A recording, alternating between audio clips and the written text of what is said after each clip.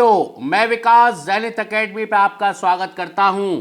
आज हम राज्य व्यवस्था के ऐसे प्रश्न पढ़ेंगे जो आपके विविध एग्जामों में आए हैं। आपको लगेगा ऐसे प्रश्न पढ़कर कि हमने यूपी पीसीएस तथा यूपीएससी, बिहार पीसीएस तथा छत्तीसगढ़ पीसीएस, आप स्टेट राज्य के पीसीएस भी प्रश्न आज आप देखेंगे कि हमने जितनी भी वीडियो बनाई हैं आपके लिए इससे अच्छी वीडियो नहीं हो सकती। तो टाइम ना गवाते हुए चलिए हम आज प्रश्नों को स्टार्ट करते हैं। ये देखिए, मैं आप लोगों को 50 से अधिक प्रश्न लेके आया हूं जो एग्जाम में पूछे गए हैं। पहला ही प्रश्न देखते हैं। बहुत अच्छे तरीके से मैंने आपको पढ़ाई थी प्रस्तावना। पहले में क्या कह रहा है कि निम्नलिखित शब्द में से 42वें संविधान संशोधन द्वारा प्रस्तावना में जोड़े गए। आपको याद होगा मैंने आप लोगों को बताया था कि प्रस्तावना में कितनी बार संशोधन किया जा चुका है। तो आप देखेंगे प्रस्तावना में कितनी बार संशोधन किया जा चुका है। तो बताइए सब लोग कि प्रस्तावना में कितनी बार संशोधन किया जा चुका है।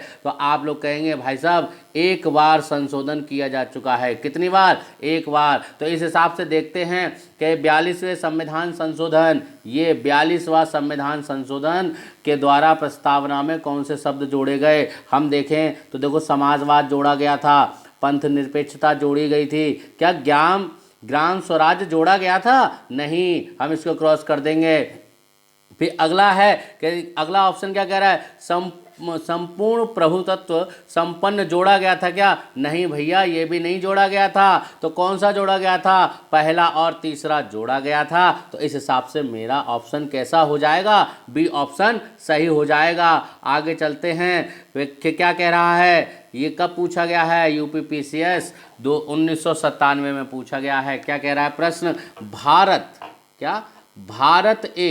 भारत एक गणतंत्र है, इसका अर्थ क्या है? भारत एक गणतंत्र है, इसका अर्थ क्या है? देख लेते हैं क्या कह रहा है। चलते हैं। कह रहा है, पहला ऑप्शन कह रहा है कि सभी मामलों में अंतिम अधिकार किसके पास है? जनता के पास है। ऐसा तो कुछ है नहीं। फिर कह रहा है कि भारत में संसदीय शासन नहीं है। अरे संसदीय शासन नहीं होता भाई साहब तो लोकसभा राज्यसभा में ये जितने भी विधायक लोग जाते हैं या सदस्य होते हैं क्या करते हैं? कुछ नहीं करते हैं। फिर कह रहा है कि भारत में वंशानुगत शासन नहीं है। और अगला कह रहा है कि भारत राज्यों का संघ होगा। भाई साहब भारत राज्यों का संघ है, संसदीय शासन नहीं है भाई साहब। और क्या कह रहा है कि जनता का अधिकार के पास है। ठीक है। अगला कह रहा है कि भारत में वंशानुगत शासन नहीं है। बात ये बिल्कुल सही है। तो हमारा ऑप्शन कौन सा सही हो जाएगा? तीसरा वाला।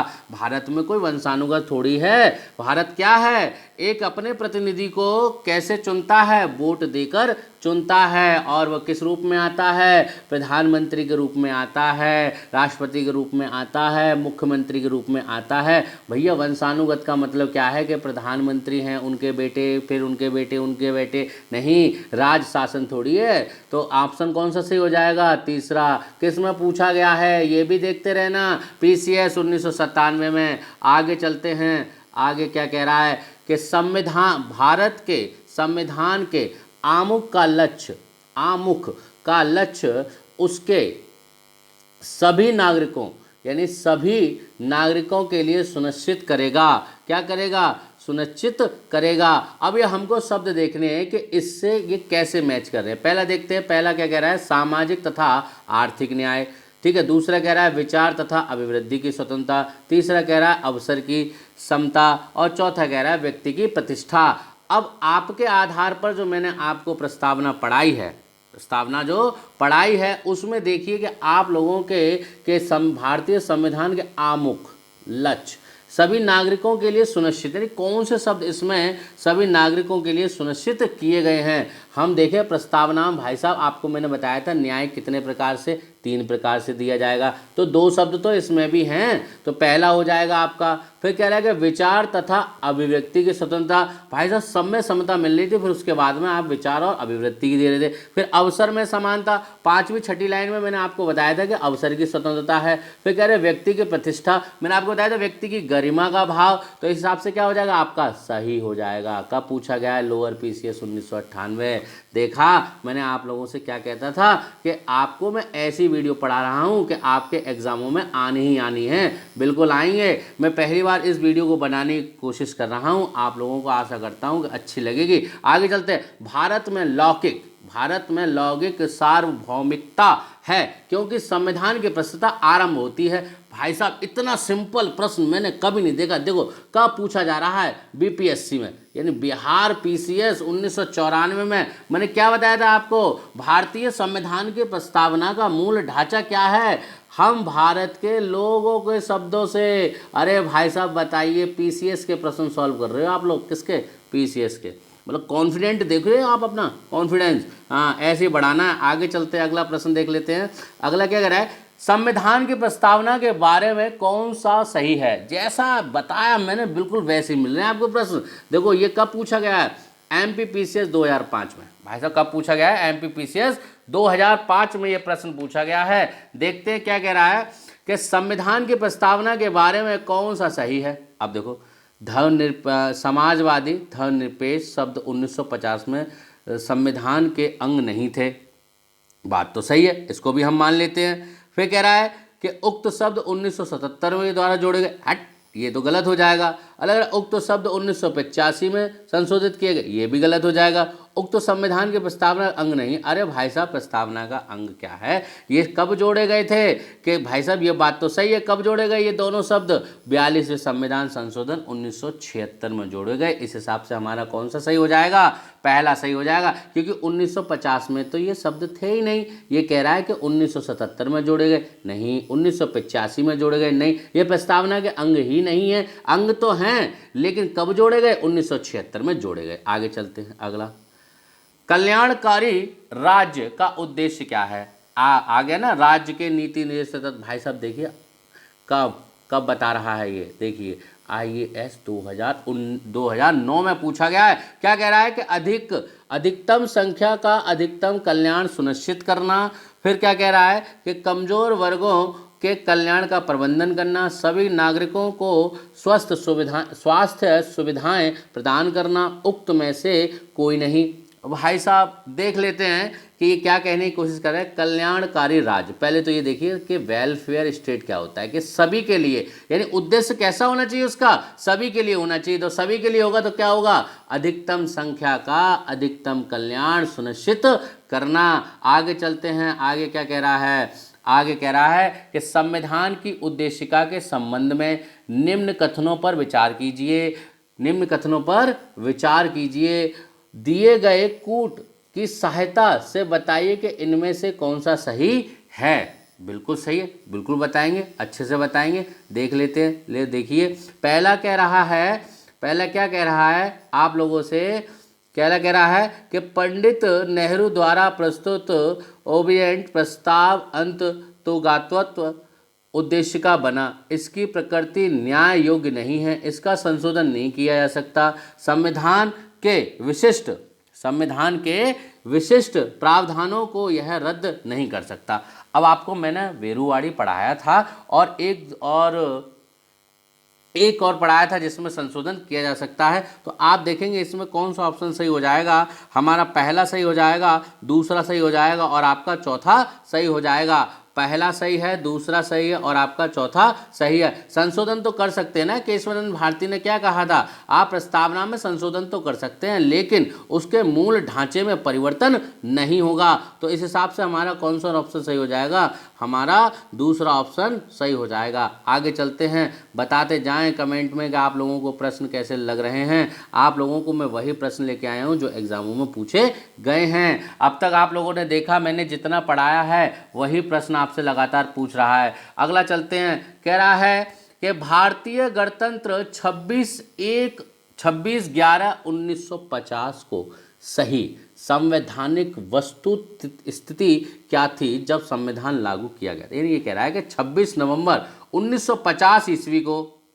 भारतीय गणतंत्रता की व्यवस्था क्या थी जब संविधान लागू किया गया था। हमको प्रश्न की भाषा जरूर समझनी है। भाई साहब कह रहा है कि जब संविधान लागू किया गया था तब वो क्या कहने की कोशिश कर रहा है, संविधान जब लागू किया गया था कि लोकतंत्रात्मक गणतंत्र, संपूर्ण प्रभुत्व संपन्न धर्मनिरपेक्ष लोकतंत्रात्मक गणराज्य, संपूर्ण प्रभुत्व संपन्न लोकतंत्रात्मक गणराज्य, संपूर्ण प्रभुत्व संपन्न समाजवादी धर्मनिरपेक्ष लोकतंत्रात्मक गणराज्य। बताइए, चारों ऑप्शन मैंने आपको बड़े अच्छे तरीके से प्रस्तावना में अंडरलाइन कर करके पढ़ाए हैं। कैसे पढ़ाए हैं? अंडरलाइन कर करके पढ़ाए हैं। तो बताइए कि आपको ऐसा नहीं लगता कि 42वें संविधान संशोधन के अंतर्गत को शब्दों को जोड़ा गया, जिन शब्दों को जोड़ा गया उनको काट दो। उनको क्या करेंगे? हम काट देंगे, धर्मनिरपेक्ष काट देंगे, इसमें भी धर्मनिरपेक्ष काट देंगे। भाई साहब कौन सा ऑप्शन बच गया? केवल हमारा सी ऑप्शन बच गया। सही हो गया।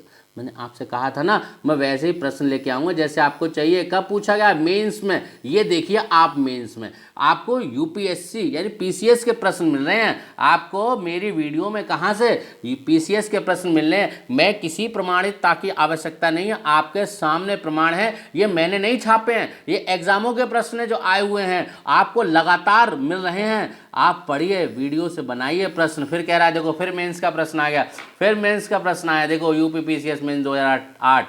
फिर देखते क्या कह रहा है कि निम्न में से कौन सही है। निम्न में से कौन सही है? तो पहला ऑप्शन देखते हैं, सामाजिक समता संविधान में प्रत्याभूत नहीं है, यानी कि प्रत्याभूत नहीं है। अगला क्या कह रहा है? अगला कह रहा है देश में सामाजिक समानता पहले से ही विद्वान थी। ठीक। सी ऑप्शन क्या कह रहा है? सामाजिक समता संविधान में प्रत्याभूत है। डी कह रहा है उपर्युक्त में से कोई नहीं है। भाई साहब ऐसे कैसे हो जाएगा? हमको देखना है संविधान की प्रस्तावना जो आपने पढ़ी थी उसमें से निचोड़ देखिए कौन कौन से शब्द मिल रहे हैं, कौन कौन से नहीं मिल रहे हैं। और इसमें यह पूछने की कोशिश कर रहा है कि देश हमारा कैसा था, तो हमने संविधान के बाद में उस देश को हमने कैसा बनाया। तो भाई साहब सामाजिक, किसमें? सामाजिक समता संविधान में प्रत्याभूत है, यानी कि संविधान इस बात की विवेचना करता है कि सामाजिक क्या है, एक समानता के रूप में, प्रतिष्ठित रूप में उल्लेखित है। आगे चलते हैं, 12वां प्रश्न। देखो प्रश्नों की क्या संख्या है, संख्या इधर उधर हो गई है। अगली बार मैं क्या करूँगा, आपके अगले से खूब बढ़िया से बनाएंगे, अच्छे से और बनाएंगे। अगला चलते हैं। अगला क्या कह रहा है भाई साहब कि भारत के संदर्भ में निम्न में से कौन धर्मनिरपेक्ष शब्द का सही भाव व्यक्त करता है। अब आपको शब्द यहाँ पता होना चाहिए, शब्द यहाँ पर आपको पता होना चाहिए कि जो धर्मनिरपेक्ष है वो क्या है। निरपेक्ष का मतलब क्या होता है? किसी का भाव ना लेना, यानी किसी को अपने समान, यानी कि किसी को ज़्यादा वरीयता नहीं देना। सभी क्या हैं? बराबर हैं। क्या है? निरपेक्ष। कहते हैं निरपेक्ष।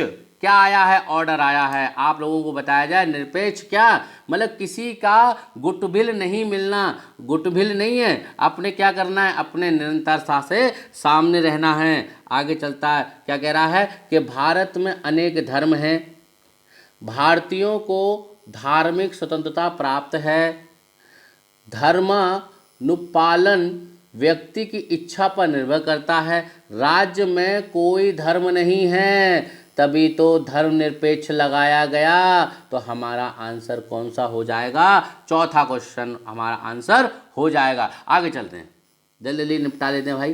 ठीक है, कह रहा है कि निम्नलिखित शब्दों में से कौन सा शब्द सन 1975 में भारतीय संविधान की प्रस्तावना में सम्मिलित नहीं था। मैंने क्या कहा था कि संविधान की प्रस्तावना को आप बिल्कुल ऐसे समझें शब्दों को जैसे मोतियों की माला। किसकी? मोतियों की माला। हाँ, पद्मावत मूवी देख ली होगी ना, इसलिए सीख के मोती की, सिंघल के मोतियों की याद आ रही है। ठीक है, चलो चलो आगे चलते हैं। कह रहे हैं कि 1975 में भारतीय संविधान के प्रस्तावना में सम्मिलित नहीं था। अब भाई साहब बड़ा दुविधा आ गई। हम देख रहे हैं कि 1975 में, और जोड़े कब गए? 1976 में। तो 76 से पहले के तो शब्द जो 76 में जोड़े गए हम उनको पहले हटा लेते हैं। समझ रहे मेरी बात को?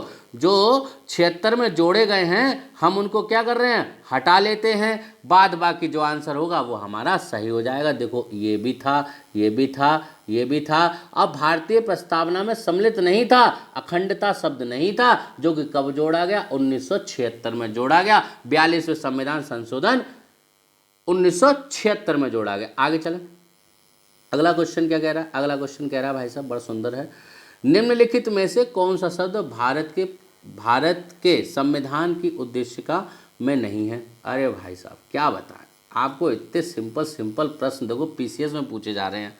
आप पुलिस के पीछे भागते हो, जीडी के पीछे भागते हो, सीजीएल के पीछे भाग रहे हो। अरे ये देखो ना भाई साहब पीसीएस में कैसे हलवादार प्रश्न आ रहे हैं, एकदम कंचास। आगे चलते हैं, कह रहा है कि भारत के संविधान की प्रस्तावना में नहीं है। कौन सा शब्द नहीं है भाई? देखो जरा, आंखें खोल खोल के देखो, बढ़िया से देखो, एकदम बेहतरीन तरीके से देखो। 42वें संविधान क्षेत्र में जोड़ा गया, 42वें संविधान संशोधन क्षेत्र में जोड़ा गया, 42वें संविधान संशोधन, ठीक है। ये भी है, समाजवादी शब्द भी है, धर्मनिरपेक्ष भी है, प्रभुता संपन्न भी है। कौन सा नहीं है? लोक कल्याण नहीं है। लोक कल्याण क्या है? राज्य क्या है? राज्य का भाई साहब प्रस्तावना में नहीं। लोकतंत्रात्मक दे रखा है, गणराज्य दे रखा है, लेकिन लोक कल्याण नहीं दे रखा है। अगर यहाँ पे लोकतंत्रात्मक हो जाता तो ये गलत हो जाता क्वेश्चन। कौन सा नहीं है? तो चौथा नहीं है। आगे चलते हैं। आपको मैं ढूंढ ढूंढ के लेके आया हूँ प्रश्न, बिल्कुल ढूंढ ढूंढ के। कह रहा है निम्नलिखित में से किस वाद में उच्चतम न्यायालय ने धारणा प्रस्तुत की कि उद्देश्य का संविधान का भाग है।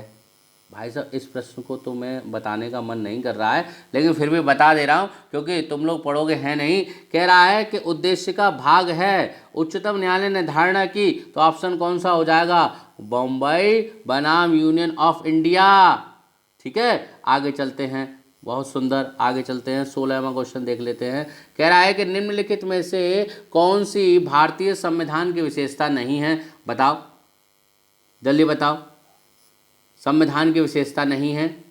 अब कौन सी संविधान की विशेषता नहीं है? संसदात्मक नहीं है, स्वतंत्र न्यायपालिका नहीं है, अध्यक्षतात्मक नहीं है, या संघात्मक नहीं है, संघात्मक सरकार नहीं है। तो बताइए कौन से नहीं है? तो सिंपल सी बात आप कहेंगे भाई साहब अध्यक्षता नहीं है, अध्यक्षता की सरकार नहीं है, अध्यक्षता नहीं है। यहाँ पर प्रतिनिधित्व चुने जाते हैं। क्या चुने जाते हैं? प्रतिनिधित्व चुने जाते हैं। आगे चलते हैं। चलिए बढ़िया।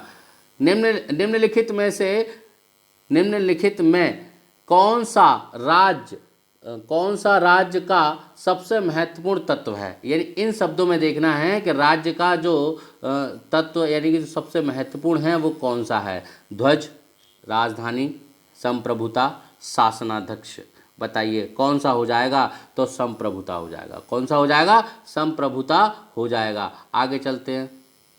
आगे कह रहा है कि भारतीय संविधान की प्रस्तावना के सिलसिले में निम्नलिखित में से कौन सा क्रम है? अब भाई साहब ये तो मैं बिल्कुल नहीं बताऊंगा, जैसा मैंने बताया था आपको बिल्कुल सेम वैसा ही पूछ रहा है। भाई साहब नाम बदलने से पहचान नहीं बदल जाती। चोर चोरी छोड़ देगा, हेरा फेरी नहीं छोड़ेगा। चोर चोरी छोड़ देता है, हेरा फेरी नहीं छोड़ता है। मैंने आपसे क्या कहा था? प्रश्न जैसे हैं वैसा ही आएगा। आप देखें चौथा वाला, सार्वभौमिक सत्ता संपन्न, समाजवादी, धर्मनिरपेक्ष, जनवादी, गणतंत्र। भाई साहब ये ना लग रहा है आपको? बिल्कुल जैसा प्रस्तावनाओं मैंने आपको बताया था बिल्कुल वैसा ही आया है। आप देखेंगे जो चौथा वाला ऑप्शन है आपका बिल्कुल सही है। तो बताइए आपको मैंने इतने सारे प्रश्न कराए कि आपको कैसा लगा? लगभग मैंने आपको 16 से 17 प्रश्न करा दिए। तो अब तक कैसा लगा कि बिल्कुल पढ़े हुए आए हैं कि नहीं आए हैं? जैसा मैंने बताया था आपको वैसे ही प्रश्न आए हैं। अगला देख लेते हैं भाई साहब। बिल्कुल अगला प्रश्न देख लेते हैं। अगला क्या कह रहा है कि निम्नलिखित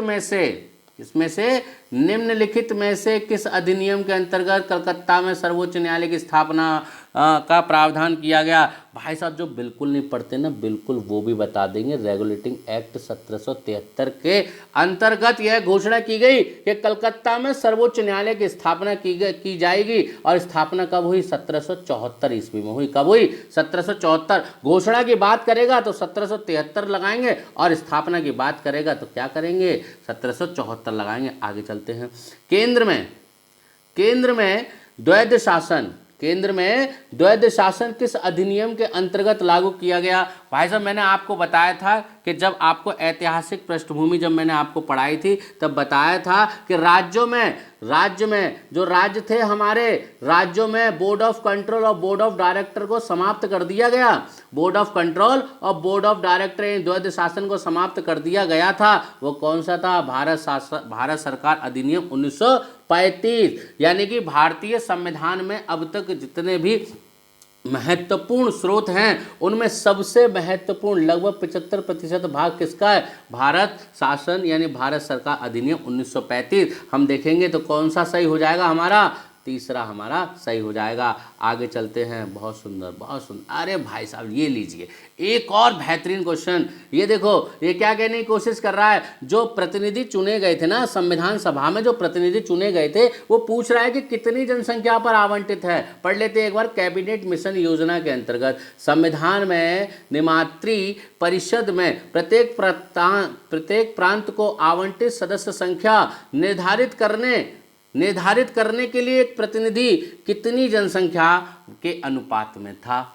अब इसमें क्या पूछ रहा है? संख्या पूछ रहा है कि भाई साहब जो 389 जो सदस्य थे संविधान सभा में, वह एक सदस्य कितनी जनसंख्या पर था? वह एक सदस्य कितनी जनसंख्या पर था? तो हम देखेंगे एक सदस्य कितनी जनसंख्या पर था, तो 10 लाख व्यक्तियों पर एक सदस्य था। कब पूछा गया? PCS 2003। चलिए आगे चलते हैं। बहुत बढ़िया बहुत सुंदर। एक निर्वाचित संविधान सभा द्वारा सर्वप्रथम भारत के संविधान का निर्माण करने का प्रस्ताव किया गया। भाई साहब यानी कैबिनेट मिशन से भी पहले जब एक सदनीय विधायिका जब आई थी तब वह प्रश्न पूछ रहा है कि एक सदनीय विधायिका कौन सी थी। यानी कैबिनेट मिशन से पहले संविधान निर्माण के लिए कौन सी चीज आई थी? साइमन आयोग आया था? नहीं। भारत शासन अधिनियम 35? नहीं। भाई साहब 1935 होता फिर बात ही क्या थी? कृषि मिशन आया था? हाँ देख लेते हैं। क्या ब्रिटिश कैबिनेट डेलीगेशन था? नहीं भाई साहब कृषि मिशन था। क्या था? कृषि मिशन था। आगे चलते हैं। कौन सा सही हो जाएगा? तीसरा सही हो जाएगा। कैसा? तीसरा। आगे चलते हैं। चैनल को सब्सक्राइब करते रहें भाई।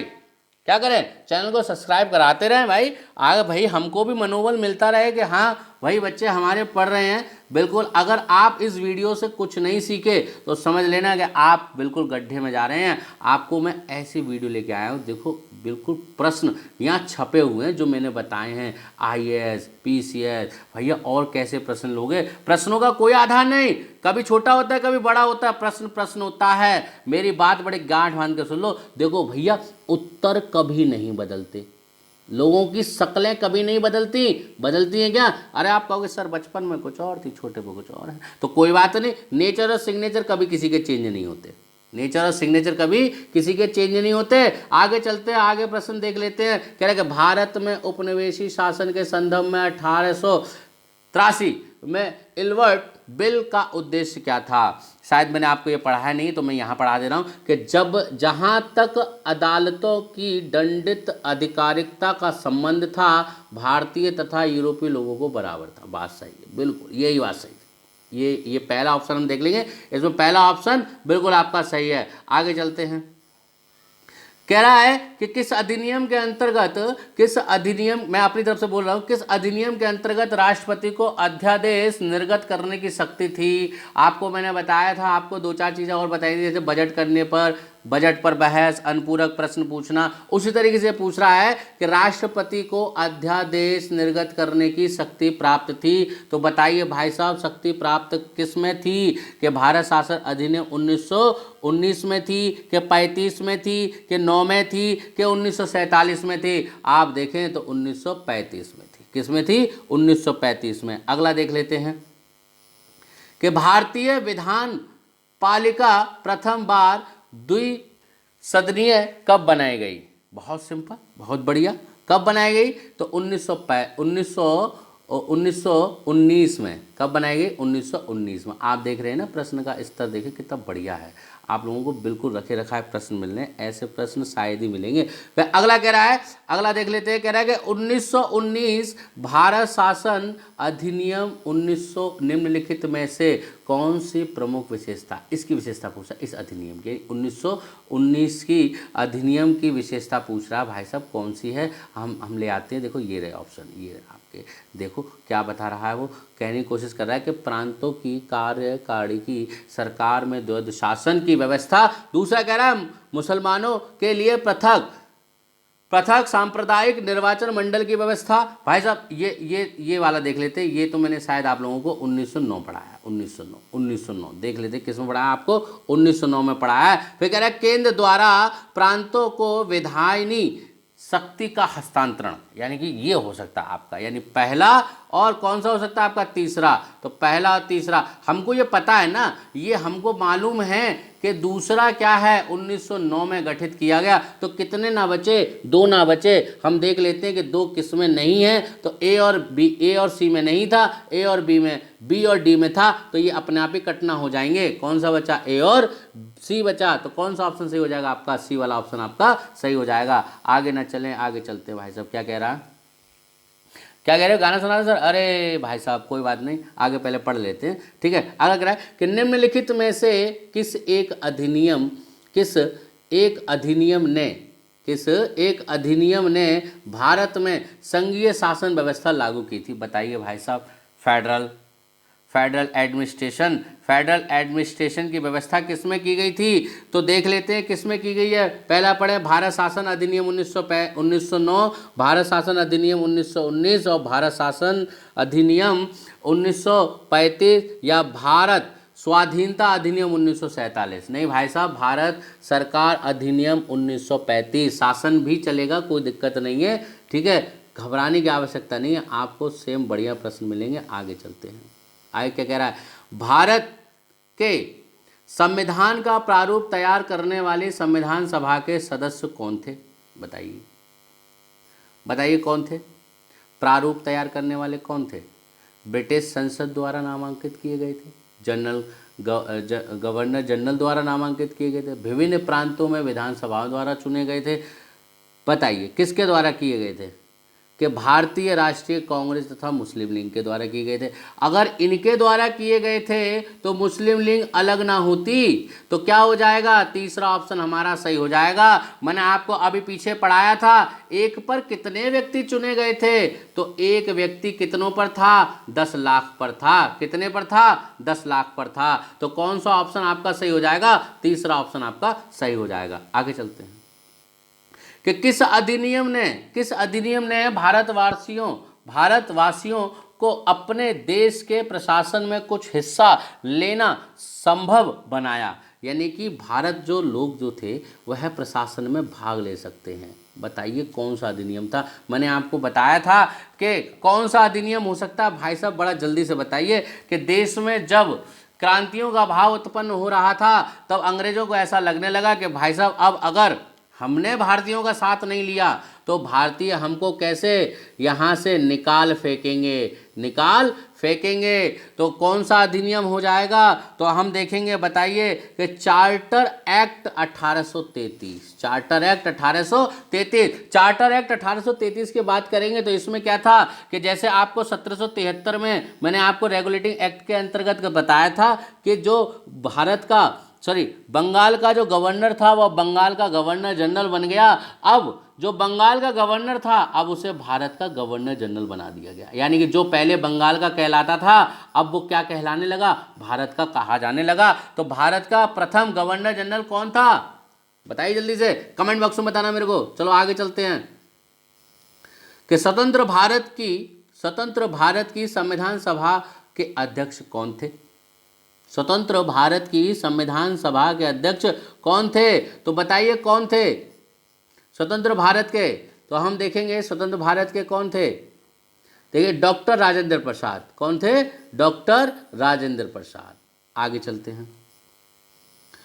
1946 में निर्मित अंतिम सरकार यानी अंतरिम सरकार में कार्यपालक परिषद के उपसभापति कौन थे, कार्यपालक उपसभापति कौन थे 1946 ईस्वी में। तो देखिए पंडित जवाहरलाल नेहरू थे। कौन थे, पंडित जवाहरलाल नेहरू थे। कर चले हम फिजा जानतन साथियों, अब पढ़ेंगे ऐसे दिखा देगी सबको। चलिए कोई बात नहीं, आगे चलते। अगला प्रश्न, संविधान सभा के चुने हुए स्थायी अध्यक्ष कौन थे, ये भी कोई बात बताने वाली है, दुनिया जानती है। बच्चे जितने भी कंपटीशन की तैयारी कर रहे हैं सभी जानते हैं कि संविधान सभा के स्थायी अध्यक्ष कौन थे, डॉक्टर राजेंद्र प्रसाद थे। कौन थे, डॉक्टर राजेंद्र प्रसाद थे। आगे चलते हैं, बहुत सुंदर, बहुत बढ़िया। मजे ले रहे हो, ठीक है, कोई बात नहीं, पढ़ते रहे, मजे लेते रहे। तनाव में पढ़ाई ना करें, तनाव में कोई बच्चा पढ़ाई ना करे, तनाव में कभी किसी का भला नहीं होता। तनाव, ताफ और तनाव, ताफ और तबीयत, समझ रहे हो, खराब हो जाएगी, फिर परीक्षा हमारी डिले हो जाएगी। अगला चलते हैं, क्या कह रहा है कि अखिल भारतीय महासंघ स्थापित करने का प्रावधान शामिल किया गया था। बताइए, अधिनियम पूछ रहा है, क्या पूछ रहा है, अधिनियम पूछ रहा है कि बताइए कि अधिनियम कब, भारत सरकार अधिनियम 1935 के अंतर्गत। आगे चलते हैं, भारत की संविधान मित्राती सभा के अध्यक्ष कौन थे? निर्मात्री सभा के अध्यक्ष कौन थे? निर्मात्री सभा के अध्यक्ष कौन थे? अब आपको ये पता होना चाहिए कि निर्मात्री सभा कौन सी थी, तभी तो आप बता पाएंगे ना। तो जो मार्गदर्शन वाली जो थी वह सभा क्या थी? निर्मात्री थी। उसके अध्यक्ष कौन थे? संविधान सभा के अध्यक्ष कौन थे? डॉक्टर राजेंद्र प्रसाद थे। कौन थे? डॉक्टर राजेंद्र प्रसाद थे। जी हाँ, आज हमने लगभग 40 प्रश्न तैयार किए हैं। कितने प्रश्न? 40 से 50 प्रश्न तैयार किए हैं। आगे मैं आपके लिए और भी अच्छे अच्छे प्रश्न लेके आऊँगा। आपने देखा कि ये सारे प्रश्न यूपी पीसीएस, आईएएस और विविध एग्जामों में पूछे गए हैं, जो आपके लिए आएंगे और प्रश्न पूछे गए हैं। आप लोगों का बस एक ही काम है, आप क्या करें, इस चैनल को क्या करवाएं, सब्सक्राइब करवाएं। भाई सब्सक्राइब नहीं होंगे तो मज़ा नहीं आएगा। क्या नहीं आएगा? मज़ा नहीं आएगा। आप सब्सक्राइब कराएं। तो आज के लिए इतना ही, हम मिलते हैं अगली वीडियो में। अगले और भी इससे अच्छे प्रश्न होंगे। आप धैर्य बनाए रखें, आपका सिलेक्शन जरूर होगा। आप इस वीडियो को क्या करें, शेयर करें, लाइक करें, सब्सक्राइब कराएं। भाई सब्सक्राइब बहुत ज़रूरी है, तभी तो हमको प्रोत्साहन मिलेगा कि हाँ आप लोग क्या कर रहे हैं, मेहनत कर रहे हैं। क्या कर रहे हैं? मेहनत कर रहे हैं। और ज़ेनिथ एकेडमी आपके साथ हमेशा खड़ी रहेगी। आप कमेंट बॉक्स में मुझे बताएं कि सर हमको क्या ऐसे वीडियो की आवश्यकता है कि जिससे हमारे प्रश्न सॉल्व हो सके और एग्जाम में आ सके। मैं आपके लिए ऐसे ही प्रश्न लेके आऊँगा, बिल्कुल अच्छे अच्छे। तो चलते हैं भाई, जय हिंद। आगे मिलेंगे। जय हिंद साथियों, जय हिंद, जय हिंद, नमस्कार।